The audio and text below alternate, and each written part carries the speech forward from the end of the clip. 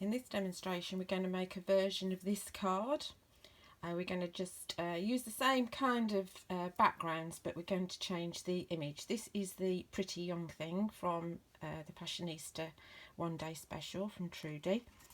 So we're starting, and instead of using the Fashionista, I'm going to use the Boho Chic lady. But we are going to use the Enjoy Life sentiment from the Pretty Young Thing. So I've got my stamp in my Stamp Perfect stamp press, and I've got a piece of Bockingford card because I do prefer to do my watercolouring on my Bockingford card. And for a change, I'm going to use Pine Cone Versafine Clair, which is a really lovely deep brown. Just a bit of change from black, really. And this is a DL size stamp, so it's a long and thin stamp, and you'll get kind of 3 images out of a piece of A4 card. And I'm putting it on the stamp press because it's quite a large stamp, and of course if I miss little areas then I can go in again. A good old press and see where we're at. Oh, she's perfect. Look at her, she's really lovely, isn't she? So we'll fetch her out. In fact, while I've got my ink pad out, I'm just going to stamp the sentiment so it can be drying. So this is the Enjoy Life, and I've cut a double deboss rounded square out and just edged it with Broken China Distress Oxide. And I'm putting it on one of the circular blocks. See if I can get this straightish. Give it a good press. Remember, don't rush with your stamping. Give it a little bit of time for the ink to sink in. We may miss a little bit of the top of the E because of the deboss. We'll see. No, it's perfect. Okay, so put that side to dry. Remember, Versafine Clair takes a little bit of time to dry. And we're going to do just a little bit of colouring in using the watercolour blending brush pens.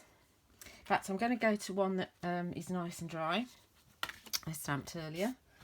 And I've got my blending mat here. This is the smaller one, the 9x9.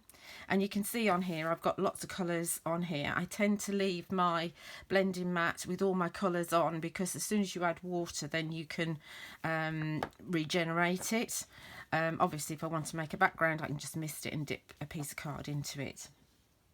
So we're going with the blue theme, and simplest colouring in ever.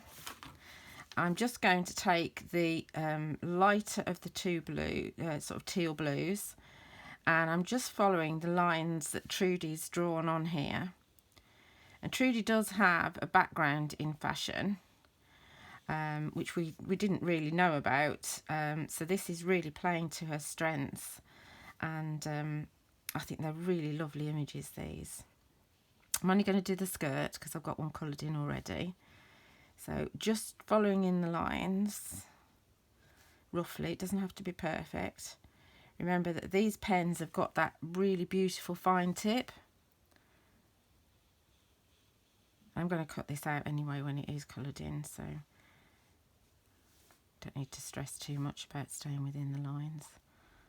And you just go a little bit under there. Okay, then I'm going to scribble a little bit of that same colour on here. And it's fine to go on with more colour once it's dry, but don't put more pen on when it's wet, because obviously you don't want to ruin your pens. And I'm just going to give it a little bit, the water brush, a little bit of a squeeze, and then start, trying not to dip my fingers, my finger in it, and then just start moving the colour around very quickly. So you've obviously got some colour on your water brush anyway, but then you've got the solid colour that you've put on there from the mat as well. So we can really kind of quite quickly move the colour around. Obviously some of it's merging from the lines on the inside. I'm not a colourist like Phil and Trudie, but you know, it ends up looking okay. Give my brush a little bit of a squeeze. And with the Bockingford card, you can go in and add more colour and more depth and shading, and you can keep on moving the colour, you know, keep on going in and changing it as much as you like. It's very forgiving. Do look on the website for the Bockingford card from the Pink Ink ladies. I know they had it on last week when Leonie did the Let Loose show. So that very roughly is a start, and then continuing the same thing and just changing the colours a little bit to go to the darker. Then this one is actually completely coloured in. And on the hair, I've used 2 of the browns. So I've used this really deep brown, which is like a chestnut brown, and I've used a lighter one. So I've just drawn over with the dark colour. In fact, let's just pull this in, it's easier for me to show you. So just draw in the hair with the dark colour, just that little bit, and then fill in straight from the pen with the other colour. And the colours, the pens blend together, as well as blending with water, the pens will blend together with each other, and then you get a variation in the hair. So that's my Boho Chic all coloured in, ready to go on my card and obviously cut out. And the only little bit of tricky cutting is just with a craft knife in that area there. Everything else is really easy to cut out. So she's going to one side, and then we're going to look at backgrounds. And we've got 2 new stamps on the show. We've got this one here, which is the Wonderful Weave. So we're going to do that one first, and I'm going to use a piece of Almond Hue card, and I need to just dust that with an anti-static bag.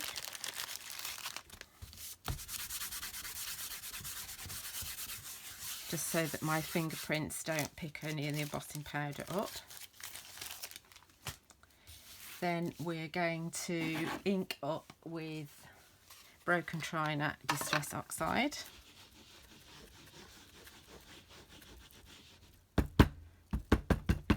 See, I rubbed it over first. You get a better coverage if you can just rub first. Okay. And then I always forget not to tap too much because it shakes the camera, so I'm really sorry. So you can mix this with water, but what we're going to do is we're just going to stamp it directly, as is. Oh, my squeaky desk.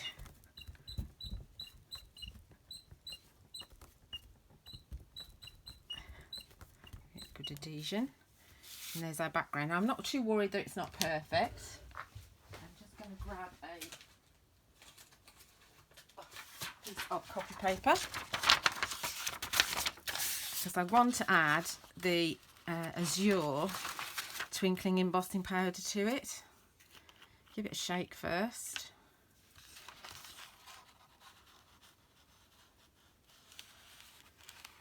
And then that, because we put the blue colour underneath, when we emboss that, it's going to be a richer colour. So I'm going to put that to one side because I'll emboss it in a moment.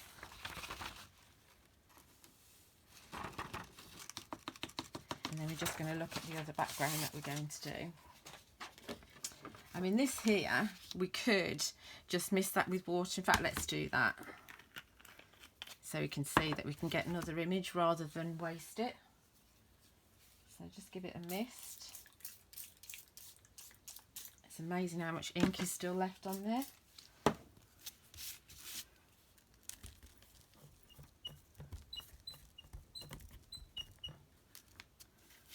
See, look at that, and you can probably go again and get another image out of it. So don't waste it, because that can be used on another card.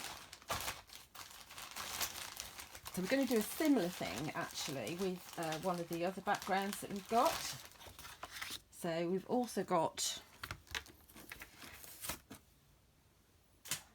the lovely lace work, I think it's called, yeah. So we'll pop that on one of the long blocks as well. So we're going to do the similar sort of thing with this one as what we've just done. So again, add the broken china ink.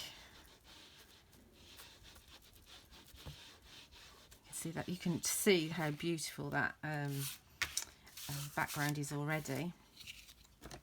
And we are going to miss that before we stamp it. We are going to miss that because Distress Oxide is a little bit better, I think, if you actually mist it with water before you stamp. This is stunning, stunning background. Oh, I'm wobbling sorry, I'm wobbling the camera again. Oh, too much water in the centre, but can you see just there?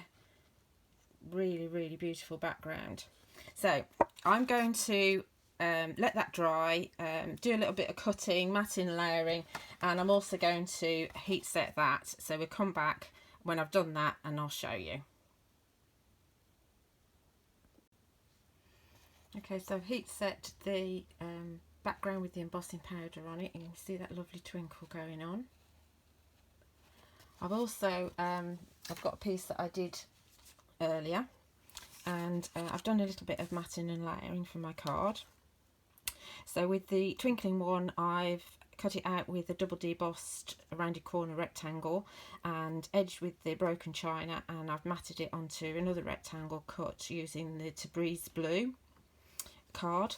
And we've got a bigger rectangle. This is the largest but one, cut again from the almond hue, edged with the broken china, and then the largest in the set cut from the Tabriz blue. And I've cut down my background with the lovely lace work and edged that with some of the broken china and popped that onto some Tabriz blue too. Now if we go back to my original card, you can see this is the layout that I had, but I thought we'd do a different layout for this one because you can obviously move it around a little bit. We could have that on that side, and then perhaps this here, and then if we brought our lady in, she could stand there, and we could have our sentiments perhaps, I don't know, offset there. That would be rather nice. Or we could have our panel up there and this one down here, and again we could bring the lady in perhaps there and have the sentiment up there.